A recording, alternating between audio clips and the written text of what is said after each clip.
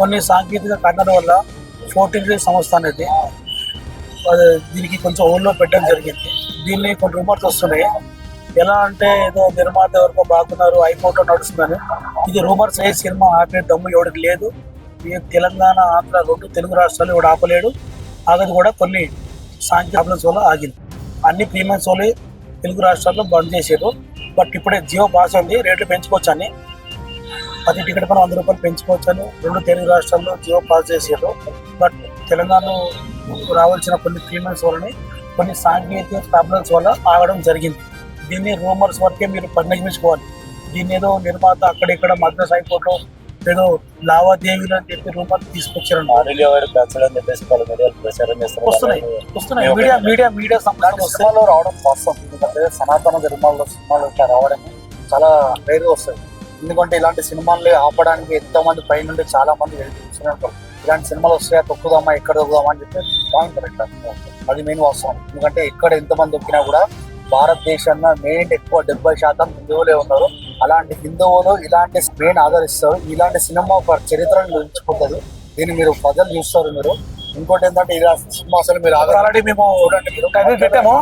చూడండి ఒక మాట, ప్రపంచంలో ఏ దేశంలో ఎక్కడికి వెళ్ళినా కూడా ఏ మతం కనిపిస్తుంది భారతదేశంలో. ఎటువైపు చూసినా కనిపిస్తుంది ఒక ధర్మం, సనాతన హైందవ ధర్మం. మన భారతదేశం హిందువుగా జీవించు, మనకు కావాల్సింది ఏ శ్రీరామ్ అంతే. ఇలాంటి సినిమాని ఆపే ప్రభుత్వం లేవు, రావు కూడా. దీన్ని ఆపాల్సిన అవసరం వరకు లేదు.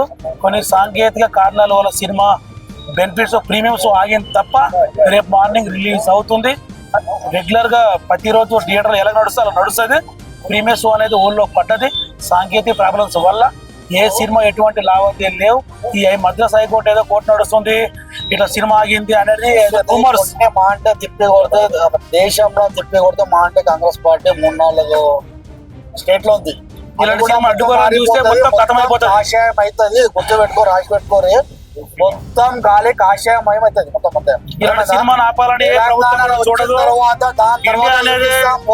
ఓల్డ్ సిటీలో మొత్తం అంతా ఎక్కడెక్కడ ఎవడైతే కరెంట్ బిల్లు కట్టాడో, ఎక్కడైతే ఏమైతే అప్పుడు చూపిస్తాం. మన సనాతన ధర్మం ఏందో అప్పుడు చూపిస్తాం. మనం హిందూ వాళ్ళు పొందు వాళ్ళు మాట్లాడుతుర్రా, నిన్న మొన్న మాట్లాడుతున్నా చూపిస్తాం. అప్పుడు మన టైం వస్తుంది, అప్పుడు చూపిస్తాం. ఏదో ఇప్పుడు మాటలు చేస్తారు. ఇలాంటి సినిమాకి అన్ని ప్రభుత్వం సహకరిస్తే ఈ సినిమాకి ఆపరణ ఏ ప్రభుత్వం లేదు. 2 తెలుగు రాష్ట్రాల్లో కూడా జియో పాస్ చేసినాయి. మీరు టికెట్ రేట్లు పెంచుకోవచ్చు అని జియో పాస్ అయింది. హిందువులంతా కలిసి గట్టుగా అందరు రావాలి, అందరు చూడాలి.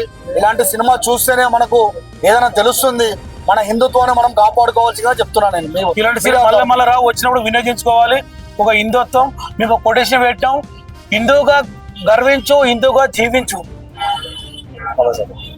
జై హింద్. జై